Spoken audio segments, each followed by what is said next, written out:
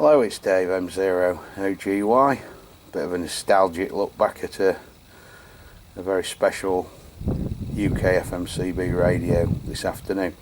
Look at an old CB World magazine, which was the rival to CB Citizens Band back in the early 80s. This one's from March 1982. Looking around the mag on the back,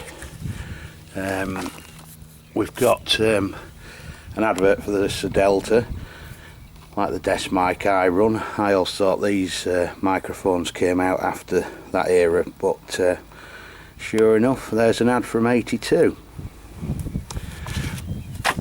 Anyway, I'll have to have a look through it, and all will become apparent very shortly to why. Back in 1981, there wasn't too many base stations available. There's an old QSL card for you from a good friend of mine, Roy, who actually lives near me now. That was sent to me back in, what, 28th of December 1983. Christ. Anyway, it's been in that magazine probably since then. What we're looking at today is the Grandstand range of products, and one in particular. In fact, it's a Grandstand Base, which back in 1981 and 2 cost £229.95. Certainly well out of the realms of my pocket money back then. It was based on that radio, the Gemini mobile rig, which was around £120. There's various other Grandstand radios. That was the cheapest one, the Hawk, at £75. That one there, which was the Bluebird, which that's fairy lights as everyone calls it, for the S meter. That was £83.50. And it was sold by a company called Margin Plan, and it was based too far from here in Hope House, Hope Road, Leeds.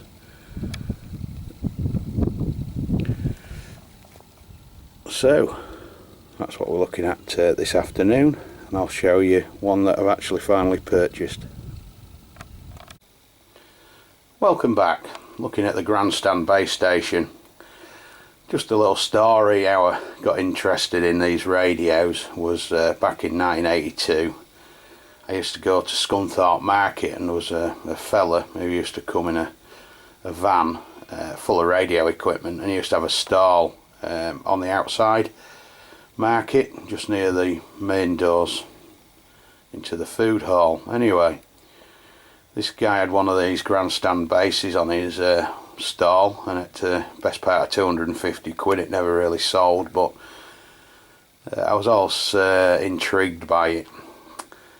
Very much like most things in life as you get older, they all seemed a lot larger physically than they actually are. This is exactly the same.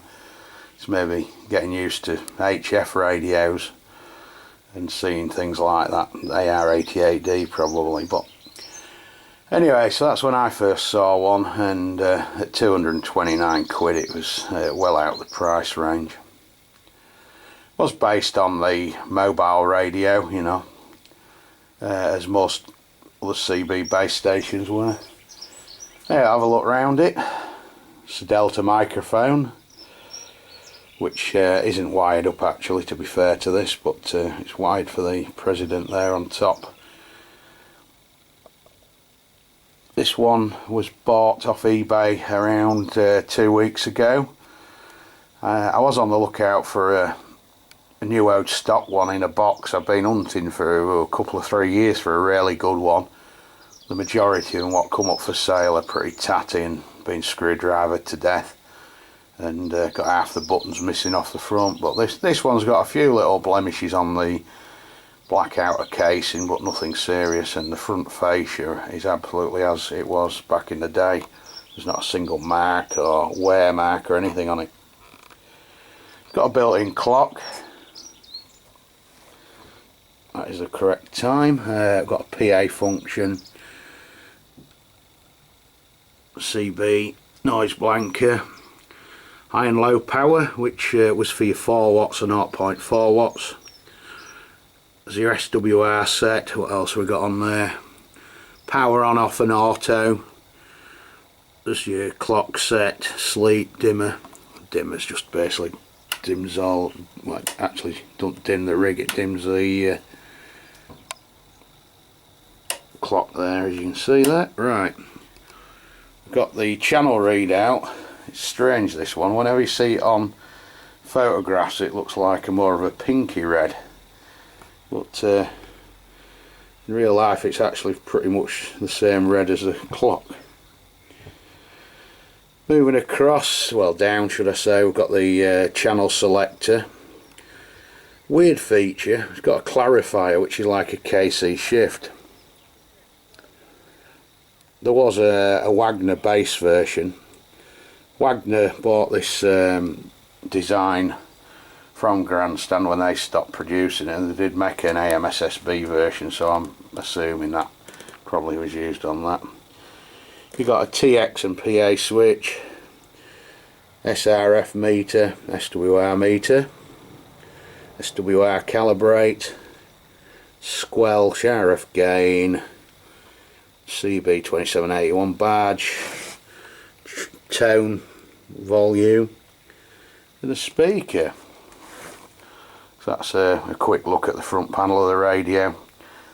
I will be doing a proper in-depth review of it on the bench, and I'll have a look inside it and show you the back.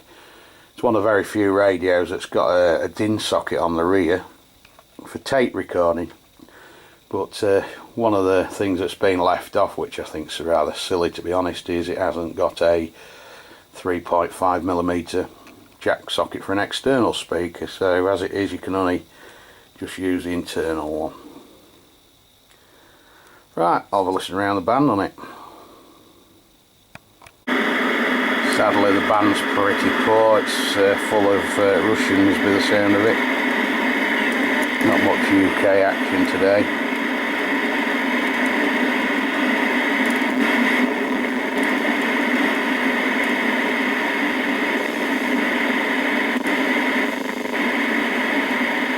I'll try and get a few of the locals on it later on tonight. I've worked a few on it. Out on that net. Yeah, sadly not. Yeah, good radio.